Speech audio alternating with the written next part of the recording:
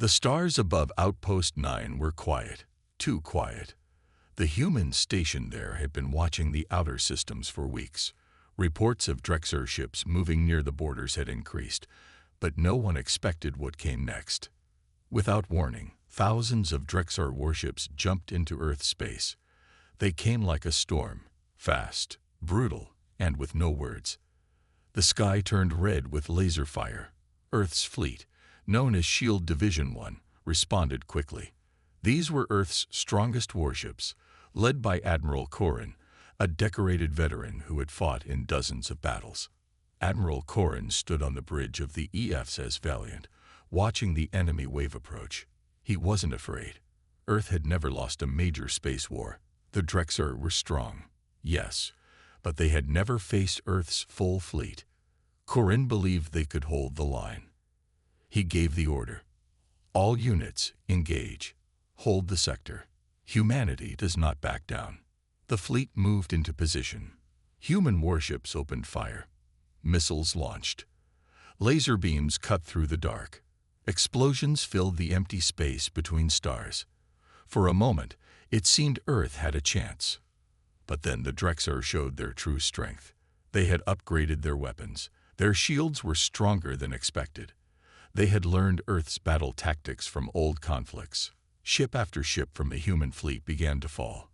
First the ESS Titan, then the Nova Blade, then the Ironwing. Every time, a human ship was destroyed. The Drexar roared in victory. Admiral Corrin refused to retreat. Push forward, he shouted. Target their command ship. The humans fought with everything they had. Even the smaller scout ships joined the battle. Pilots gave their lives to protect the capital vessels. But it wasn't enough. The Drexar moved in with crushing force. A new class of enemy ship entered the fight, giant carriers with swarm drones. The drones flew into Earth ships like metal insects, tearing through armor and causing internal explosions. The HFY Valiant shook as drones smashed into its side. On the bridge, sparks flew. Officers were thrown from their seats. Admiral Corrin stood firm, blood running down his face. He pressed a red button on his console and activated the last resort code, a self-destruct countdown. He turned to his crew. Send this message, he said calmly. Earth must know. We failed, but they must prepare.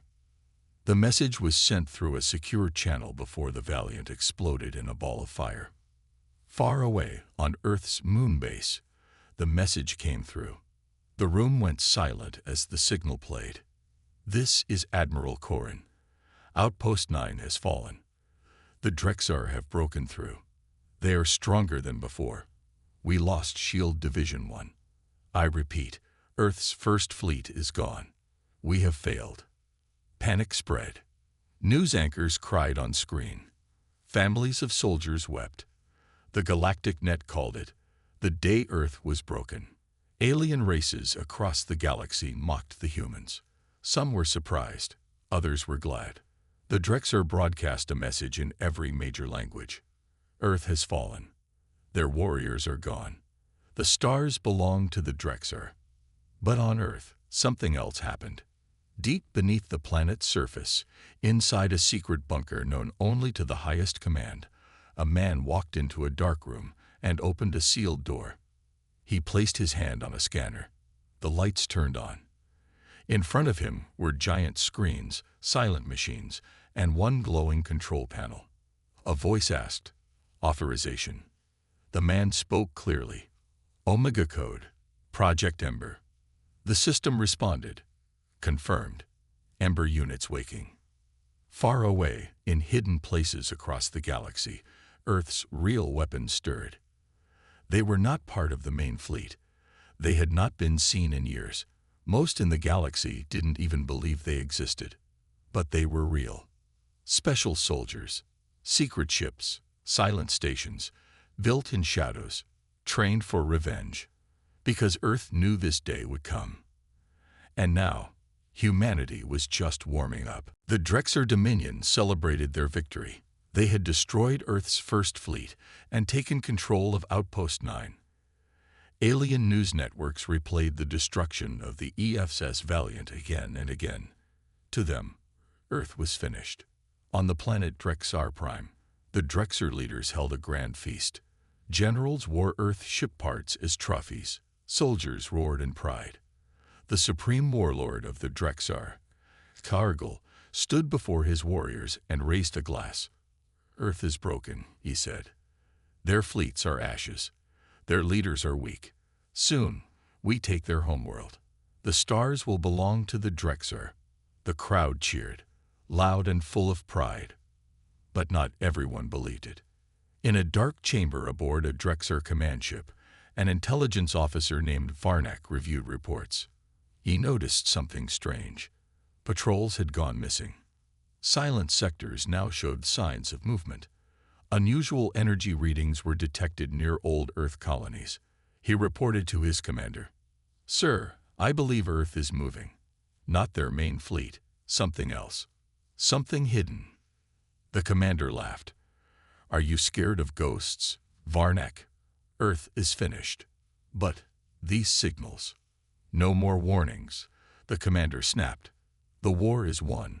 Go celebrate." And so, Varnak was ignored.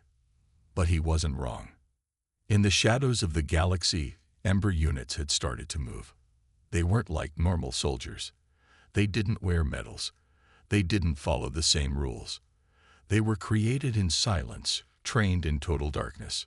Their only mission was survival and revenge. One Ember unit, led by a woman called Captain Mira Holt, was already inside enemy space. Her small ship, Ghostfall, had no official registration. It didn't even show up on radar. She watched from a distance as Drexar ships patrolled the space near Outpost 9. "Any signs of survivors?" her second-in-command asked. Mira shook her head. "No, they killed everyone." She turned to her crew. "It's time." They activated an old beacon buried on a hidden moon nearby. It sent a short signal. Phase 1 complete. Ember awakening confirmed. Across the galaxy, similar beacons activated. Drexar systems began to fail without reason. Their drones stopped responding. Missile codes stopped working. Communication lines were jammed. Their own ships began turning on each other, some controlled from deep inside Earth's secret networks. The Drexar called it sabotage. But it wasn't. It was Ember. These units had been planted years ago. Hidden.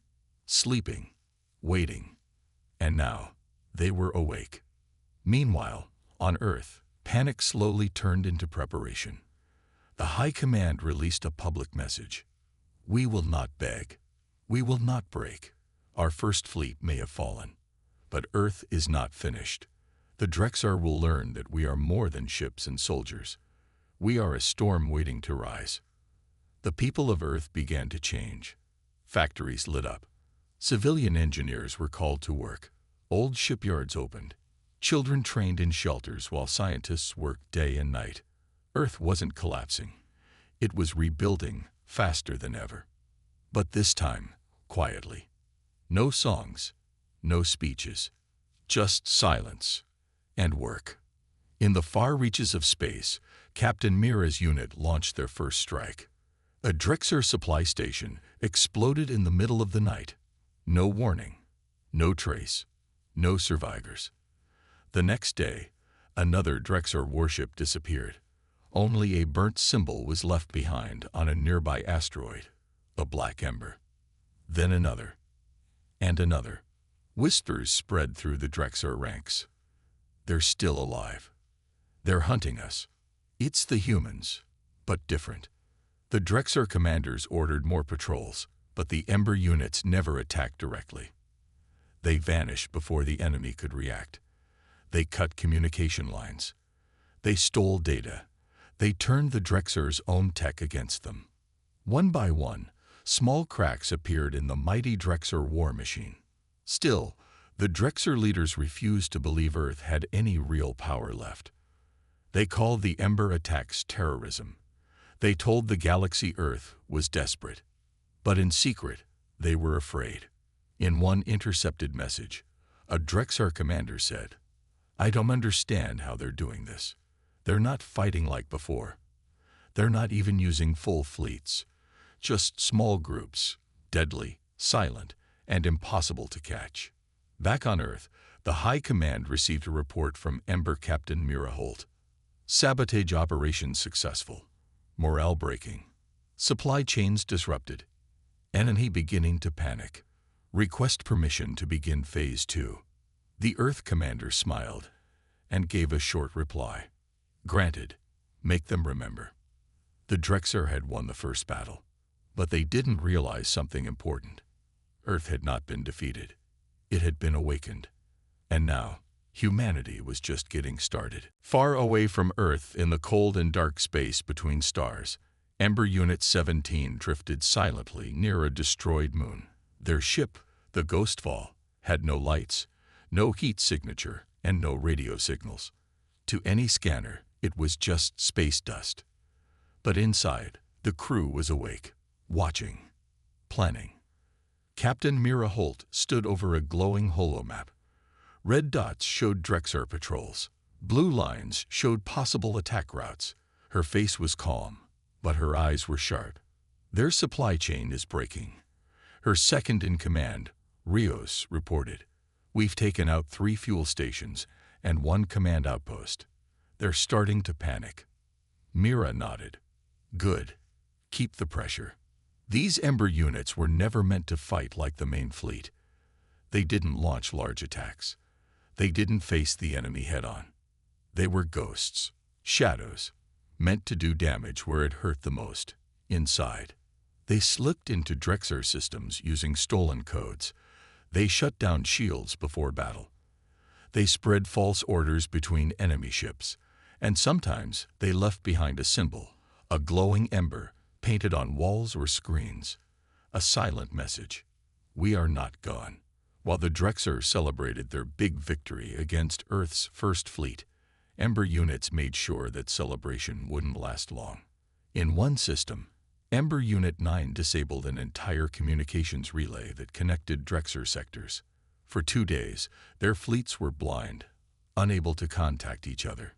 In another system, Ember Unit 22 hacked into a cargo station and rerouted food meant for Drexar soldiers to abandoned human colonies. Mira watched it all from her command room. "They think we're just hitting and running," she said. "But we're setting the stage. When Earth sends the next wave, they won't be ready." "Should we contact Earth?" Rios asked. "No," Mira replied. "Not yet. We're not done here." Meanwhile, on the Drexar flagship Krultor, General Xargol pounded his fist on a steel table. "I want answers," he roared. "How are they doing this? I destroyed their fleet." His advisors looked nervous. One of them, a thin Drexar with blinking implants, spoke up. "We believe. There's a second force, a secret one. They're not using main fleet signals. They're off-grid. Then find them." Xargol barked.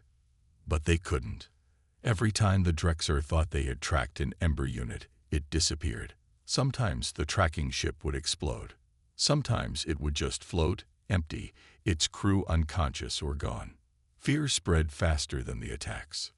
One Drexar message, sent to their inner military council, leaked out to black markets across the galaxy. "Earth forces are using unknown tactics. Small teams are disabling our infrastructure. We suggest increasing defense around key points. We may have underestimated them." When Earth's High Command saw that message, they smiled. General Cade, head of Earth's secret Ember project, turned to his staff. "They're starting to understand," he said. "But it's too late." Earth had always known that one day their enemies might crush their first defense. That's why Ember existed. Back in the Ember Command Center, Mira's team received a new target. Command Nexus Zeta 4, a Drexar central hub responsible for controlling 5 nearby star systems. "If we take this out," Mira said, "they lose coordination for all nearby fleets." The mission was risky. Nexus Zeta 4 was deep in Drexar territory, protected by 3 destroyers and 2 drone swarms. But Ember didn't need to fight them all. They just needed one opening. Ghostfall slipped through a minefield using an old civilian code. Then, under cover of a solar flare, they passed through a sensor blind zone. They landed on a dead asteroid nearby and deployed stealth suits. Mira and her team glided silently through space, attached to small magnetic sleds. No engine, no sound, just drifting toward their target, like ghosts. They entered the station through a waste vent, bypassed 6 security layers, and planted viral code into the central eye.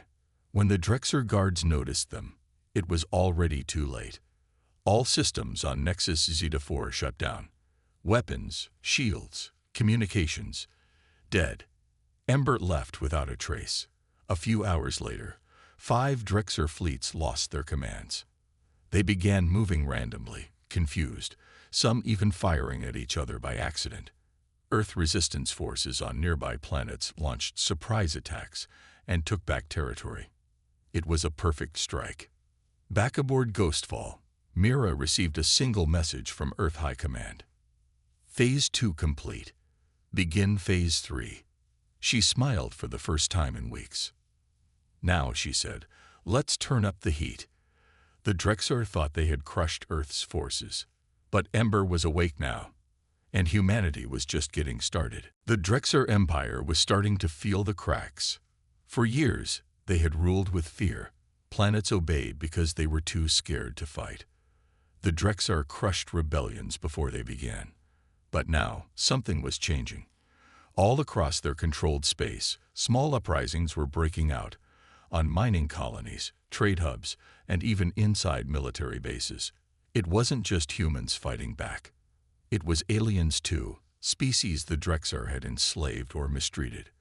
For the first time, they saw a chance, a signal that the Drexar were not invincible anymore. And that signal came from Earth. Whispers of Ember units spread like fire. On the rocky slave world of Varnax, workers looked up as the Drexar flag was torn down and replaced with a glowing Ember symbol. The guards had been found unconscious, their weapons gone. No one saw who did it, but everyone knew it was them, the ghosts from Earth.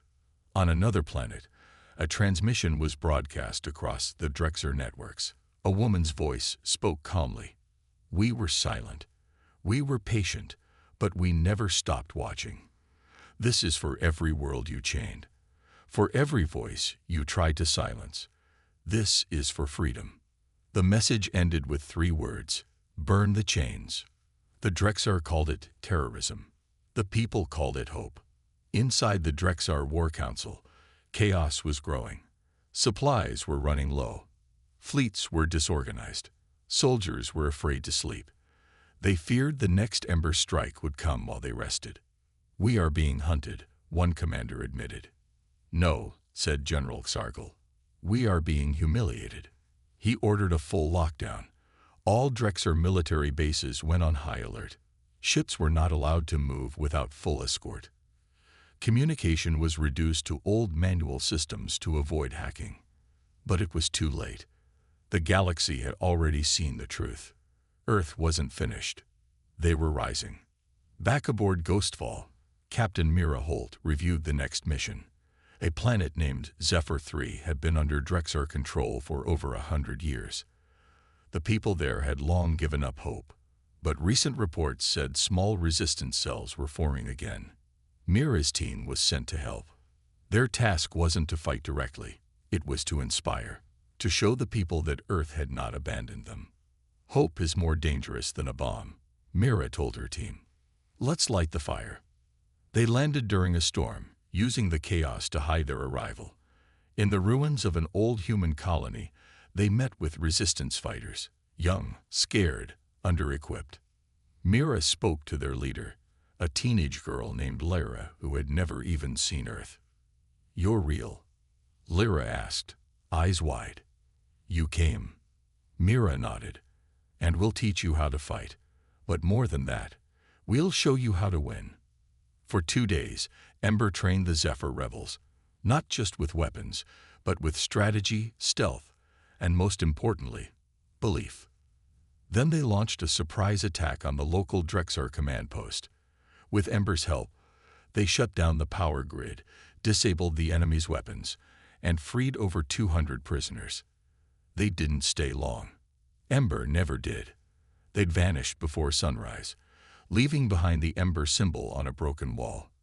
The people of Zephyr 3 raised it like a flag.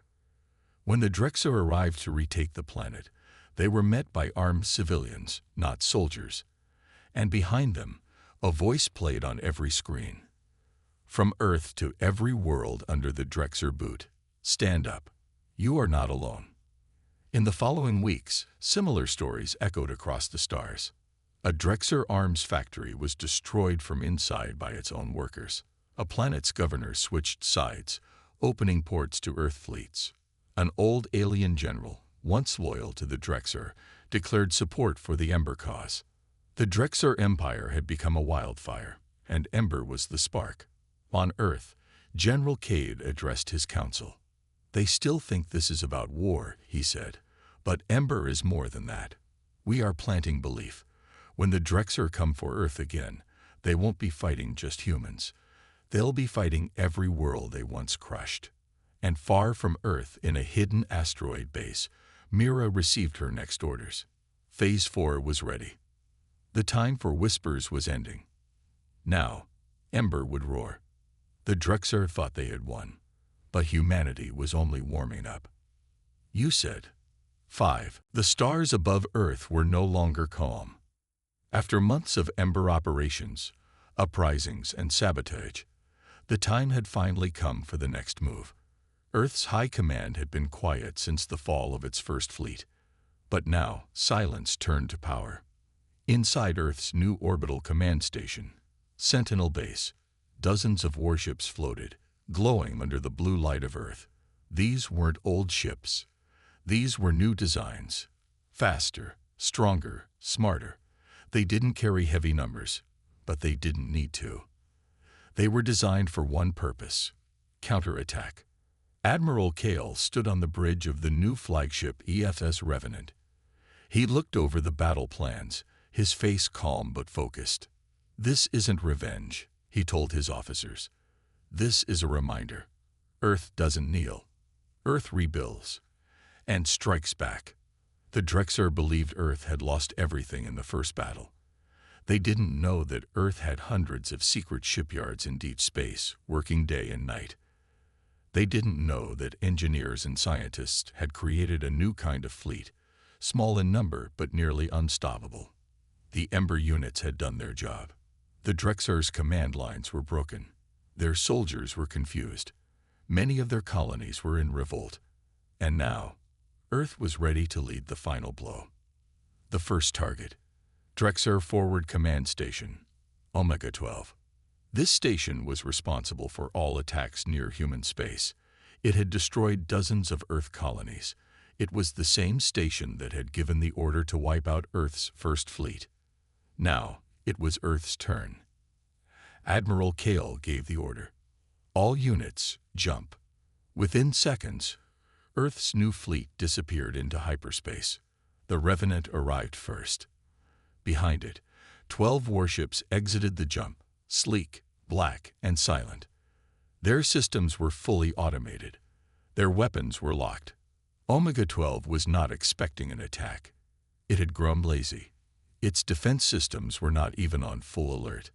The humans hit them like thunder. Within seconds, 2 Drexar destroyers were disabled. Earth's ships used new plasma lances that cut through shields like paper. Drones released from the Revenant flew straight into the enemy station, shutting down its reactors and power grids. Inside the command center of Omega 12, alarms screamed. "What's happening?" a Drexar officer yelled. "They're already inside." "How? Where is our fleet?" But no fleet came. The Ember units had already sabotaged the nearest Drexar reinforcements. The enemy was alone. Earth's forces didn't just destroy Omega 12. They captured it. For the first time in the war, Earth took a Drexar station and raised the Earth flag above it. Admiral Kale sent a message to the galaxy. "This is Earth. We do not conquer. We defend. But if you come to our door with fire, we will return it tenfold. To the Drexer, we are not finished. We are rising. The message spread across all networks. In the halls of Drexer leadership, General Xargal screamed in anger. How can this be? Where is our defense fleet? They're not responding, sir, one of his officers stammered. Xargal slammed his fists. They're turning the galaxy against us. The Drexar were in trouble, and they knew it. Meanwhile, across many systems, other Earth ships began attacking key Drexer targets, not for war, but to free captured worlds. On the prison moon of Kalros 5, Earth Marines landed and freed over 10,000 prisoners, both human and alien. On the mining world of Trilos, Earth dropped supplies and weapons to rebels who had been fighting for months. On the broken city world of Yara, Earth medical units arrived to heal and rebuild. The galaxy started to change. Planets that once feared the Drexer now stood tall. And at the center of this change stood humanity. Captain Mira Holt watched the news from her stealth ship, Ghostfall. Ember units were now supporting Earth's main fleet. Their secret missions had shaken the Empire, and now the full storm was here. This is it, she said softly. This is the part they never saw coming. On Earth, people cheered. The memory of the fallen First Fleet had not been forgotten. But now, there was something stronger than grief. There was hope. General Cade gave a public address to all Earth systems. We remember the day they crushed our fleet. We remember the silence. But we never gave up. And now we strike not with hate, but with purpose. We fight for peace. We fight for those who cannot. The Drexar wanted to destroy Earth in one battle. They didn't understand that one defeat cannot end a species that refuses to surrender. Earth had returned, and the galaxy could finally see. Humanity was only warming up. The Drexar Dominion was falling apart. What was once the most feared military force in the galaxy had now become a confused, panicking machine. Earth's counterattacks had spread across all major sectors. Ember units had sabotaged key systems. Earth's new fleet had crushed the forward command post, and dozens of Drexar-held planets were now in rebellion. But Earth wasn't done. They had one goal left: break the heart of the beast. Deep in Drexar space, far beyond the normal star routes, there was a massive station called Karnax Prime. It was the central military brain of the Drexar war machine. All major orders, fleet movements, and supply chains were controlled from this one place. If Karnax Prime fell, the Drexar would lose control over their empire. Inside the Earth command ship EFS Revenant, Admiral Kale stood before his war council. A hologram of Karnax Prime floated in the air. It looked like a black star, huge, spiked, and surrounded by hundreds of defense platforms. "This is it," Kale said. "One last push, one final strike." Earth's High Command had authorized Operation Stormlight, a combined attack from both Ember units and Earth's new main fleet. Captain Mira Holt and her Ghostfall team would go in first to shut down the external defenses.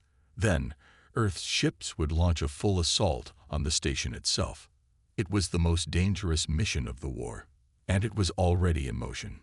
Inside the Ghostfall, Mira checked her gear as her team moved through a dark asteroid field. Their goal: reach Karnax's outer systems, sneak past sensor nets, and enter through the old maintenance tunnels used before the war. "Drexar think they've covered every entrance," Mira said, "but they've forgotten who built half of this tech." With stolen Drexar access codes and tech provided by Ember engineers, Ghostfall moved like a shadow. They entered the system without a sound. Hours later, they were inside the outer shell of Karnax Prime. The Drexar didn't even notice them. Mira's team planted virus units inside the defense AI cores. One by one, the huge laser cannons stopped responding. Missile systems went cold. Defense drones turned around and floated helplessly. Back on the Revenant, Admiral Kale received the green light. "Defenses are offline. Begin the assault." Earth's fleet jumped into the Karnak system like a thunderstorm. Wave after wave of sleek, black ships emerged from hyperspace, firing instantly. Drexar warships scrambled to defend, but many of their systems were still offline from Ember's hacks. Earth fighters flew through their formations, cutting them apart with precision. On the Drexar control deck, General Xargal stood frozen. "They've reached Karnax." "How?" His officers gave no answers. Their faces showed fear. This wasn't just a surprise attack. This was a total collapse. Inside the station, Ember units disabled power rooms, communication nodes, and escape pods. Mira's team moved through smoke-filled corridors, avoiding direct fights and targeting weak points. They planted bombs in the fuel chambers and left the Drexar scrambling to stop internal fires. Kel's fleet struck hard from the outside, destroying hangars and control towers. No Drexar ship could match their speed. Earth's new plasma lances tore through hulls like paper. The battle was not even close. Drexar reinforcements arrived too late, and when they did, they found their own bases in flames, taken by rebels inspired by Earth's rise. Then, the final blow came. From Earth, a long-range cannon system, hidden for years in the asteroid fields, was activated. It fired a single energy pulse through a wormhole, striking Karnax Prime in its central reactor. The explosion was massive. The station cracked open like an egg, its core fire bursting into space. General Xargal, watching from his personal ship, saw his empire's brain collapse. The central command was gone, and with it, the Drexar Dominion. As the flames spread across the system, Mira's voice came through a hijacked Drexar broadcast. "You crushed our first fleet. You laughed at our silence. But we were never defeated. You only gave us time. And now, the time is yours to run." Earth didn't just win the battle. They broke the beast. All across the galaxy, Drexar forces began to surrender. Their generals were either dead or fleeing. Their fleets were split and leaderless. Planets under their control began rising up faster than ever. And Earth stood tall. From the ashes of defeat, they had forged a new kind of war, silent, sharp, and unstoppable. On Earth, people filled the streets. Flags waved. Names of fallen heroes were read. The message was clear. You can break our ships, but you can never break our will. And still, through all the victory and celebration, one warning echoed from Earth's high command. This was just the beginning. Let the stars remember, humanity is never truly defeated. Because even when crushed, humanity is only warming up. The war was over. The Drexar Dominion, once the strongest force in the galaxy, was no longer in control. Their fleets were scattered. Their command center, Karnax Prime, was gone. Their soldiers had started to surrender. And the fear they used to rule with was now gone. Across hundreds of planets, people celebrated. From the icy mining world of Varnax to the jungle cities of Trilos, there was music, cheers, and hope. The Drexar flag was torn down, and for the first time in many lives, freedom was in the air. But while others celebrated, Earth did not forget. In the Great Hall of Unity on Earth, candles burned for the fallen. A long wall displayed the names of every soldier, engineer, doctor, scout, and civilian who had died during the war, especially those lost in the First Fleet. Their sacrifice had been the spark, and now the stars remembered them. Admiral Kale stood before the crowd. Behind him, the new Earth banner waved, strong, silver, and red. He spoke slowly and clearly. "We were beaten. We were nearly broken. But we rose. Not because we are perfect, but because we don't stop. We fight when we must. And when they tried to erase us, we became the storm." The crowd stayed silent, not because they were sad, but because they were proud. Captain Mira Holt watched the speech from her ship, Ghostfall, now docked in Earth's orbit. Her face had scars, and her uniform was burned in places, but her eyes were calm. She remembered every mission, every Ember unit lost, every time they almost didn't make it back. But she also remembered the faces of the free, those who had been saved, who now had a future. Her comms officer looked at her. "Captain, what now?" Mira thought for a moment. Then she said, "Now, we rebuild, not just Earth, the whole galaxy." Because this war was never just about survival. It was about what kind of future would rise from the ashes. On the former Drexar homeworld, things had changed completely. The ruling class was gone. Old slave pens had been opened. Former enemies now sat together, building new governments. And one by one, leaders from alien worlds contacted Earth, not with fear, but with respect. A message arrived at Earth High Command from the Council of Free Worlds. "You didn't just defeat the Drexar. You inspired a galaxy. You showed us that strength is not in weapons, but in the will to stand when no one else will." Humanity had gone from being almost forgotten to becoming a symbol, a story told across every planet. They crushed Earth's fleet, but Earth wasn't finished. Earth was just warming up. Mira's Ember units were now trainers. They helped new rebel groups learn to defend themselves, not to conquer, to protect. They passed on tactics, tech, and belief. Admiral Kale helped lead peace talks between species that had once hated each other. With Drexar rule gone, there was room for something new, maybe even a true alliance. And across Earth, new stations were built, not for war, but for peacekeeping, rescue, and rebuilding. But no one forgot the cost. In quiet moments, the soldiers of Earth stood in silence, remembering the First Fleet, remembering the early days, when hope was just a whisper, when Ember fought alone in the dark. And now, the stars were watching. The same stars that had once turned their backs on Earth, now looked with awe. Children in distant worlds wore Earth badges. Poets wrote songs about the fire in the dark. Artists painted Ember symbols on city walls. A phrase began to spread. "If Earth stands, then we stand too." General Cade, once head of the secret Ember program, gave one final message to the people of Earth before his retirement. "We never wanted war. We only wanted peace. But when they came to destroy us, we gave them a lesson they'll never forget. And if any future tyrant rises from the shadows, let them hear this loud and clear." He paused, and then finished. Humanity does not forget. Humanity does not forgive. And when pushed too far, humanity will rise again. The war was over, but the legacy had just begun.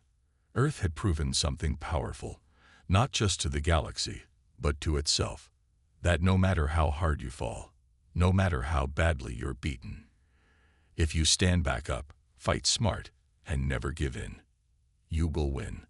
Because Earth wasn't weak. It wasn't broken. It wasn't finished. It was just warming up. And now, the galaxy will always remember.